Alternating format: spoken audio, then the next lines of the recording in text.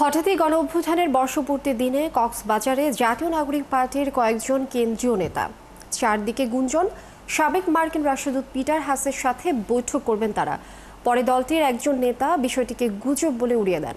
কক্সবাজার প্রতিনিধি কামরুল ইসলাম মিন্টুর তথ্য ছবিতে আরও জানাচ্ছেন সহকর্মী রাশেদ আনিস।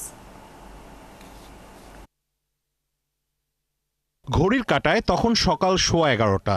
কক্সবাজার বিমানবন্দর থেকে সি পার্ল হোটেলের উদ্দেশ্যে রওনার প্রস্তুতি নিচ্ছেন হাসনাত আবদুল্লাহ, নাসিরউদ্দিন পাটোয়ারি ও তাসনিম জারারা। স্ত্রী সহ সিসিটিভিতে দেখা মেলে সার্জিস আলমেরও। এর মাঝেই চাউর হয় মার্কিন রাষ্ট্রদূত পিটার হাসের সাথে বৈঠকে বসতে কক্সবাজারে গেছেন তারা। তবে এনসিপি নেতা নাসিরউদ্দিন পাটোয়ারি বিষয়টিকে গুজব বলে উড়িয়ে দেন। পিটার হাসের সাথে মিটিং এটা সম্পূর্ণ গুজব, আমরা জানিও না উনি কোথায় বা কি। আর আমরা হলো একটু ঘুরতে আসছি কক্সবাজারে, এটা গুজব, আমরা ঘুরতে আসছি। আর হলো পিটার হাসের সাথে কয়েকটা নিউজ চ্যানেল দেখলাম, এটা প্রোপাগান্ডা, আমরা এই বিষয়ে কিছুই জানি না। দুপুর 12:32 সিসিটিভি ফুটেজে দেখা যায় একে একে সি পার্ল হোটেলে ঢুকছেন এনসিপির নেতারা।